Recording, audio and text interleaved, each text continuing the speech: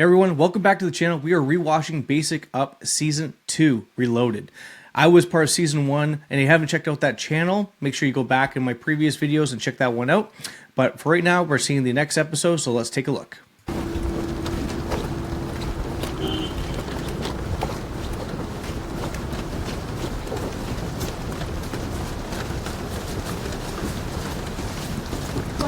You can already see everybody fumbling around when they're trying to march, and like they're trying to figure out what hand to hang on to, what equipment, how to wear your basically your tire, like or your satchel, and you can see everyone's kind of fumbling around with the marching. That gets better within time. This is the first week of the actual training, and that's always the biggest awakening of basic march.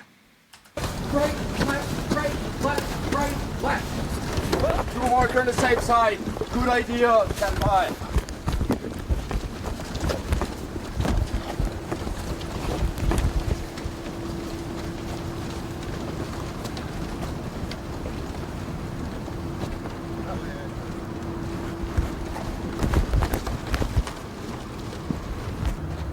Put your barrack boxes down. Stand up! Eat! Don't move, don't talk.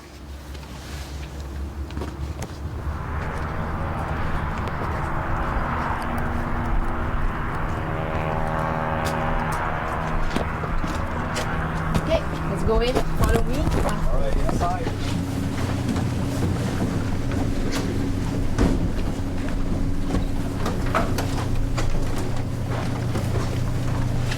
So it looks like they're going into the actual facility where they actually have the equipment. So they have an empty barracks box, if you will, and they're going to be issued their gear. They're going to be issued their socks, their basic outfits, t-shirts, underwear, that kind of stuff. And again, like I said in the previous videos, this is great when you're younger, or even when you're older and you have nothing. Let's say if you're homeless and like you got a little bit of a boost in your life, that you come from nothing, you join the military, you have basically the back, so like the clothes on your back, right? And what's great about the military as an option is that they will clothe you, they will give you three sets of clothing, and basically like 5 shirts, I believe, like 5 sets of underwear, 5 pairs of socks, everything you need from like rain gear to anything for winter activities, winter camouflage, anything for the summer. So it's kind of overwhelming when you're first getting into it and you're getting all your kit. But for somebody who never had anything to their name, this is kind of like a great start. And like I just saw in the last video, they do give you a little bit of a pay raise or a payout, excuse me, of like a couple $100. And that way you can kind of get some essential like civilian clothing and things like that. And you can start saving your money while you're going through basic training. And you don't need to really worry about food or the roof over your head. So it's not too bad of a program.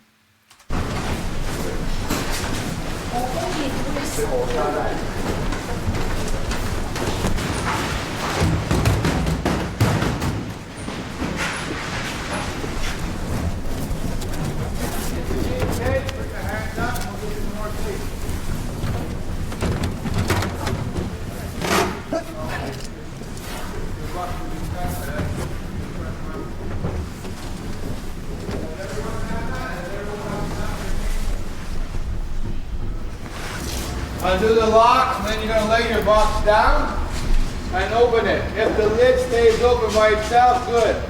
If it does not stay open, just leave it go. Go ahead, do that, please.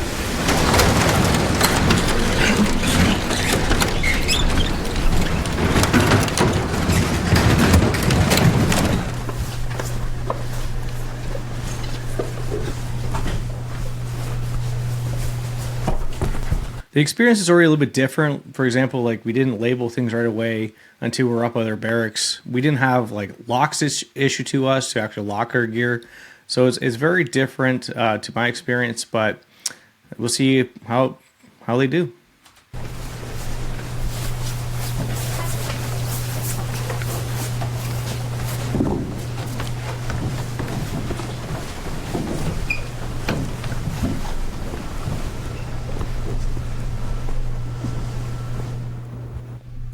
At the end of the course, if you didn't receive all the stuff from logistic, you're gonna have to reorder to the other base. Is it understood? Yes, Master Corporal.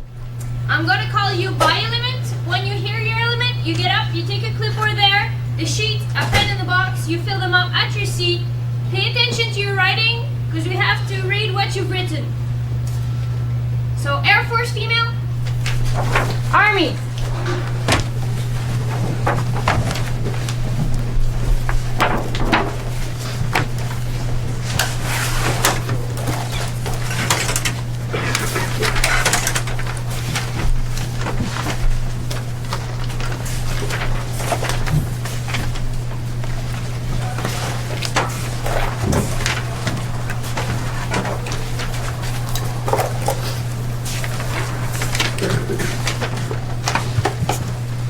First row, second, third, and fourth, up.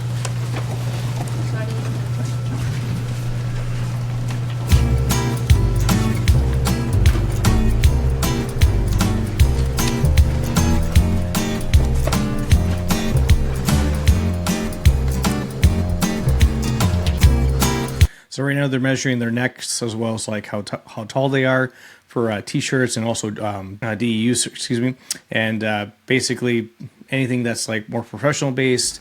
That's just what happens. So they're going to check your neck length and give you kind of like a more fancier dress uniform.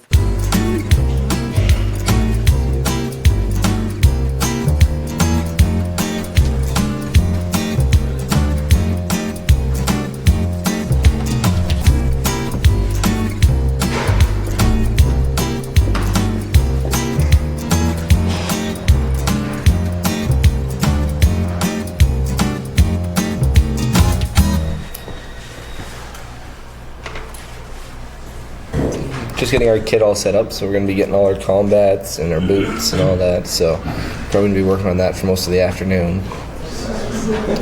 Everything's pretty straightforward, just standing around for long periods of time. His feet start to hurt. But other than that, it's alright. Just my knees and my feet are killing me, and we haven't even started nothing yet, so... Last night again, we're just sort of resting from our PT test. Kind of mixed feelings, you know, like I wanted to do the test to find out where I'm at physically, but at the same time, well, at least I didn't have to, exercise as much as everybody else. I managed to sleep for 4 or 5 hours. Not a whole lot of classroom stuff, everybody's sort of falling asleep early, at least trying to. Still waiting on when I'm going to have to do my rescheduled test. I guess I'm doing it with the French unit along with some other guys, and I'm just kind of all up in the air right now. So, actually, so far, everything's exactly what I expected it, so I'm not complaining. So we'll see tomorrow because that's our first PT. These people at QM and at Clothing have a job to do. And when they're mentioning something or they're saying something, they should not have to repeat themselves ever. And if you guys are talking, you're going to miss information.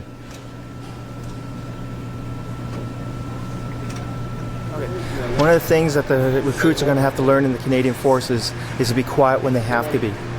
We're trying to teach them right now that if they're quiet now, it comes instinctively for themselves, not to say anything when they're in a group, because that can give away positions and stuff like that. Movement. When we tell them not to move, they do not move, because movement is the first thing that the human eye will be able to be picked up, and that's what will give them away. And that'll get them all killed or their group killed. So by teaching them this right now, the basic fundamentals of being a soldier, learning at this time of the game, throughout the rest of their training here, they should have no problems and they'll be good soldiers. So we see right here, it's like basically like a little bit of a cardboard cutout of the circumference of like a typical issued helmet, if you will. And they're just checking for size. So there's like small, medium, large. And I always thought that my helmet was extremely oversized for what it was. It always looked really goofy, like a giant mushroom hat. And that's what they're doing right now. So they're checking like the chin strap. So he's measuring for the chin for her, as well as the circumference of her head. And then they could be issuing a certain size for their helmets. Large. Good job.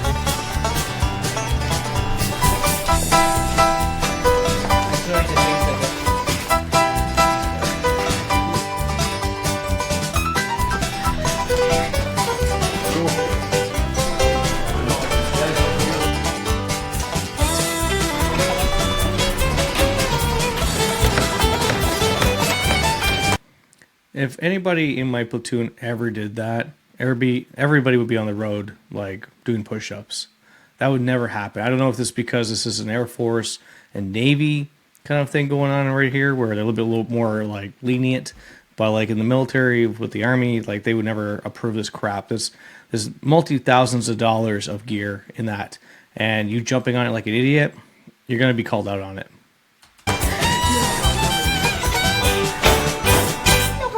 I got lots of stuff now. I had a little bit of some trouble there trying to pack my first bag there. I guess my helmet got stuck 3/4 of the way down, so word of advice is to save the helmet for last. And Walmart is much more hectic with 2 children. This is kind of calming, actually. I got suit jackets, I got PT shirts, shorts. I've got pretty much everything I need, dress-wise. Place is in. This way stuff gets caught on it. Okay. You get dragged down, you can't move.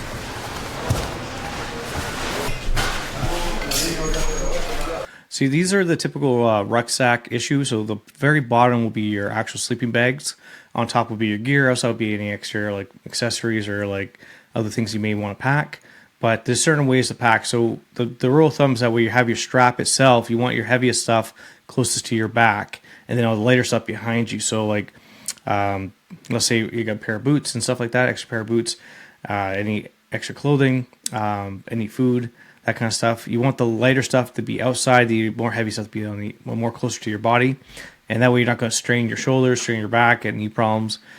The airborne rucksacks are, in my opinion, make a lot more sense where the actual bag itself, like the sleeping bag, is on top. It just looks a lot more ergonomical compared to these pieces of crap. And they don't really hold water very well, and they just have like a musty smell to them. But like these things have got to be 30 to 40 years old at this time, with all the different troops have been using these things throughout the ages, right? So anyways, this is standard issue. You can always upgrade down the road ish, but it depends where your unit's going.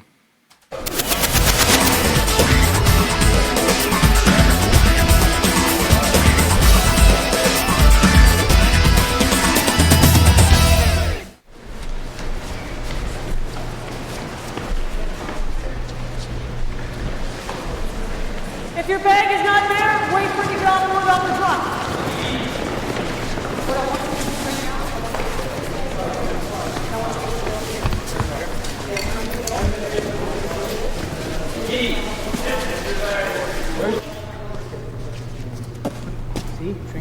But I'll bring a chair. Right, 20 seconds to spare. Ladies and gentlemen, good afternoon. My name is Corporal McPherson. What we're going to do this afternoon is a complete verification of everything you received at clothing stores this morning. It is important and it is absolutely imperative that you pay attention to everything we do this afternoon. When you're told to find something, hold it in the air, do so. I'll tell you why. Because tomorrow, when you go to your directing staff and you say, oh, I'm missing my Kevlar helmet, you're also missing $320 from your pocket. The purpose of this verification is to make sure that the items that you signed for this morning, you physically have in your possession. So we've already checked and we already know that the gear that you have with you is the gear that belongs to you because we've already checked that. I was always really ticked off because when I left the military, you have to give your kit back, and that's fine. Like by the time you're kind of ready to hang it up, that's okay. But what I had was an issued knife from the Canadian Armed Forces, and I wanted to keep it. Basically, it was like a 6 to 8 inch bayonet, and I used that overseas in Afghanistan. I prodded mines in Afghanistan with that in the middle of the desert, and I wanted to keep it as a memento and put it up on my my wall on this side. You can't really see it that well. Let me see if I can kind of show you guys here. So you can kind of see a little bit of the momentums over here that I have. I have my cap hat, my badge, my medals and all that kind of stuff, and any insignia. But yeah, I wanted to keep it as a memento. But basically, they want all that stuff back. A couple of things I was able to keep was basically kind of like the older gear, like the old cap hats, desert fatigues. I gave away the greens because I didn't care about the greens, but I want to keep a couple of the deserts. And yeah, that's just fun stuff to show my kids and kind of show like what Dad went through. So, anyways, it's on you to decide what you're willing to keep and maybe pay out of pocket to keep. But if you do lose stuff, you will be out of pocket for sure. What I want you to do right now is pay attention this way. You have a rucksack and you have a valise with a sleeping bag attached to it. I want you to open up your valise, I want you to open up your rucksack, and just like I've done here, your ground sheet. Your ground sheet is an item and it has 2 points, one in either end. I want you to lay that ground sheet out. Open this up, open up your valise, empty the contents out, make sure you check your front pouches, make sure the front pouches are completely empty. Do that now. Let's go help a friend. I help you, you go help somebody. You have 2 minutes, 30 seconds. Please, those are called your valise. Pull that out. Let's go, quick. Okay, just a second there, Dan. Just a second. You right here, causing all the... I don't think it was ever actually issued a ground sheet, so these guys are balling right now. There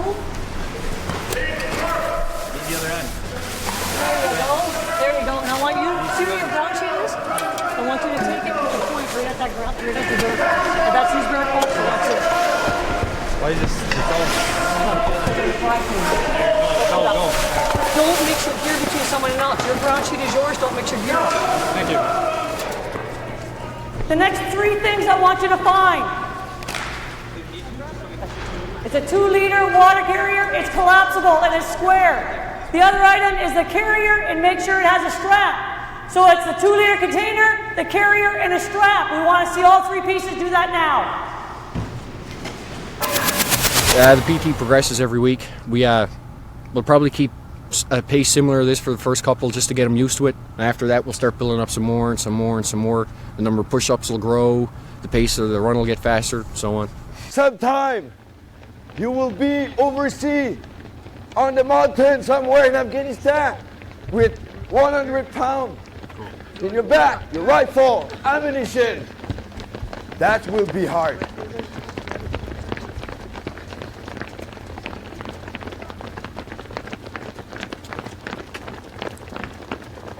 Let's talk about Afghanistan. Like the gear that I had when I was overseas, obviously you got your armor plate, your flak jacket, you have your armor plates, you have your fatigues, you have any food you might have on you.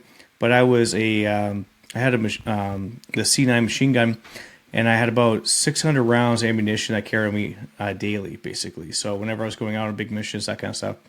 Also had a pistol as well as that ammunition for the pistol. I had my bayonets, I had grenades, smoke grenades, and also explosives on top of that because I was a combat engineer. So it was pretty heavy. He's not wrong about like 100 pounds plus on your back.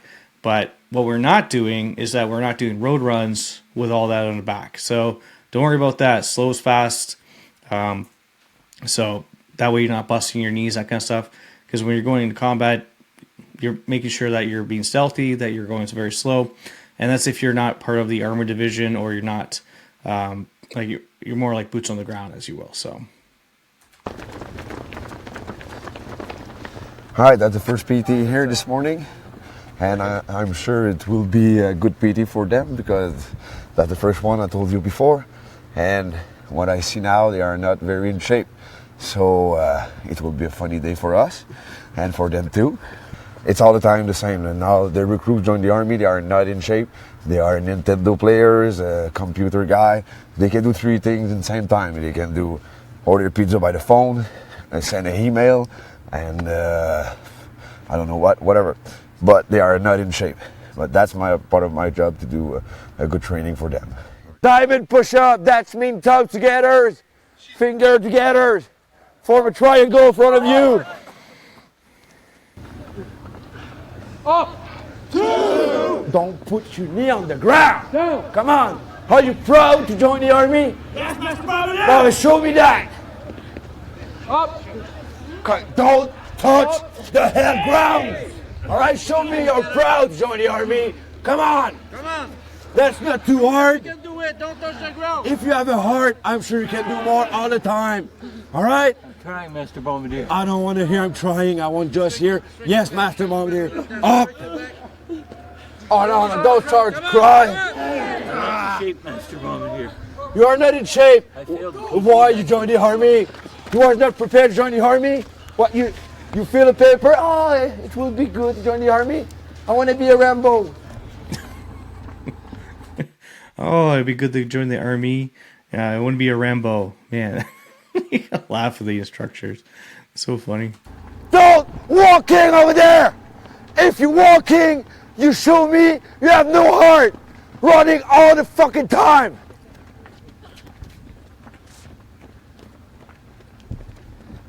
Come on, go with the platoon. Make big step. Breathe by your nose. Let's go. Run, come on.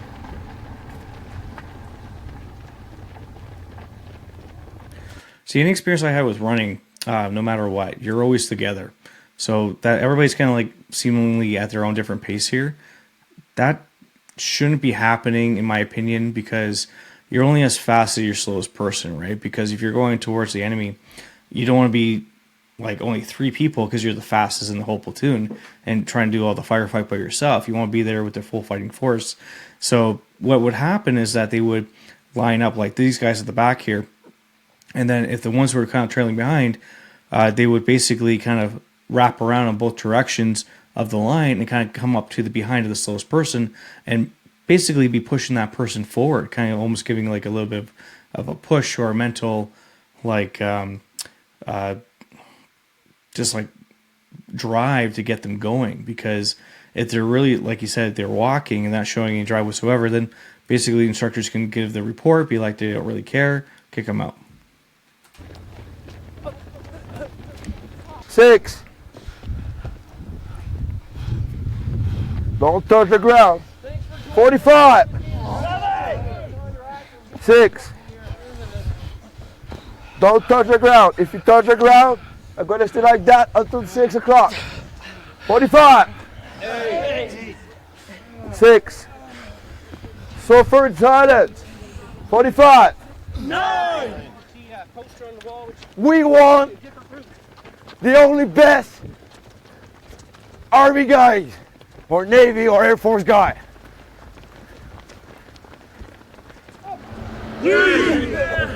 No. Up. You was not ready to join my army, right? So tonight, take 2 seconds, fill a VR sheet, voluntary release sheet, guys. Don't be shy and get there. Get out. Or if you are enough proud, show me you can be inside my army. Come on, guys. Come on, show me you are a real warrior. Come on. Come on. The one thing about the Canadian military is that they'll be doing a lot of drive like that, trying to motivate them. If people were to basically want to release, they would have somebody to coach them and ask them questions and be like, what makes you want to do this? Are you sure you want to do this? And maybe give them another chance to get back into it, get over their emotions, because a lot of it is emotional. You're tired, you're fatigued, you miss your family, you're away from home, you're in an environment that you're not used to, it's not civilian life, you're now being directed, told what to do on the daily, and it's far worse than what you ever were growing up with your parents. And I try to tell my kids this all the time. And it's very, very different environment. So it's quite the culture shock for a lot of people. And if you're not willing to listen to them, enjoy the suck, then you're going to really stumble and you're really going to have a tough time. And a lot of people, especially in season 1, if you took a look at that already, you saw that a couple guys have already VR'd before they even met the first weeks. And it was kind of really sad because we did the best we could as fellow recruits to help them throughout, but they just didn't have that drive to carry forward. Come on, come on, come on, diamond, push up, down, up, down, up, down, come on. That's a real puke, Sergeant, or that's only a fake game? Yeah? That we want to see. Now I know I see you work hard, all right? Join the group, come on. Welcome in the real world. I need to do one more workout because this one is not a real workout. Two minutes. Got one. That's where you headed. Since one of our people does not have a jacket, what does that make him? Individual, Sergeant. And if we cannot be like him, or are we going to be like him? Yes, Sergeant. Take him off.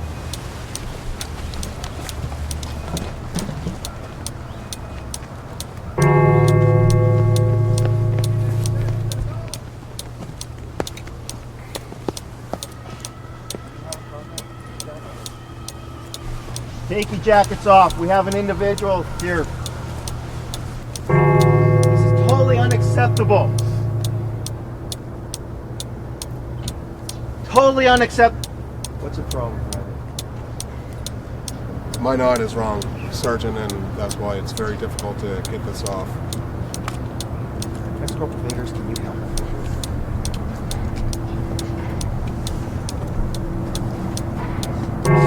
Now, you people are 8 minutes late. 8 fucking minutes! You had an hour to go shower, change, and eat. Plenty of time. It's taking no more than 2 minutes in the shower, 5 minutes max to get your fucking combats on, and about 20 minutes to eat. There's no fucking excuse for this. None. You people start working as a team, showing us you fucking want to be here, or we'll start kicking you out of here. The profanity is just like part of culture, so don't be shocked by that. It took me a long time to reduce it because it just becomes part of the environment, part of the culture, and that's all I would say. Just profanity every single sentence, and it just kind of was to illustrate a point when you're trying to talk to people of how frustrated you were, or like people not showing up, or people not doing things, or people not doing their job, and it kind of almost was like motivation. The one thing I always appreciate is that the Canadian military is that whenever they force you to do things or ask you to do things, they also do it themselves. I've seen a lot of U.S. videos where they just stand there and they just yell at everybody while they're all doing push-ups. Doesn't mean they're not always doing that with the troops themselves, but it's nice and refreshing to see that with the Canadian Armed Forces. It's more of a tradition that keeps on going forward. 2 people are still upstairs. 2. Go get them right now. See what happens? We have a bunch of individuals. Everybody on your faces.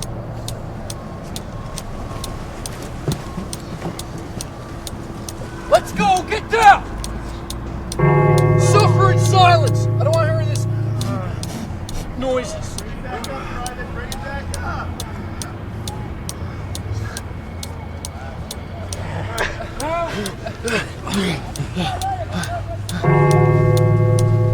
Fucking go, get them off.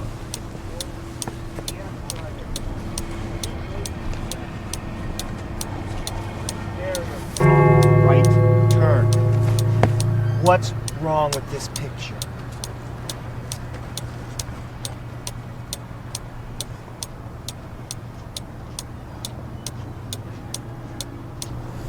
Don't know. Nope, you don't. No, Sergeant. What are you calling me? Don't know, Sergeant. Sorry, Sergeant. You don't know. Okay. No, you sir. see something here. Everybody's carrying their jackets, and I have mine on. Yeah. What are you gonna do about it? I'm gonna take off my jacket, Sergeant. Make it so.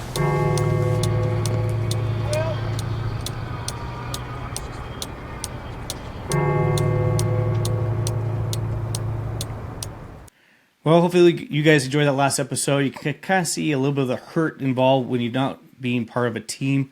And the last section there of the video, you saw that they were doing the plank position. That's basically a push-up position, but you're holding it, and you're holding it for a long time. And the whole point of it is to feel the hurt of while the person who is basically not really following with the rest of the troop is kind of lollygagging, being late, that kind of stuff, because it's going to cause a lot of peer pressure for that person to step up or get the hell out. So hopefully you guys like that one. Don't forget to like and subscribe. Comment down below of your experiences with this. And I can't wait to see you guys on the next one.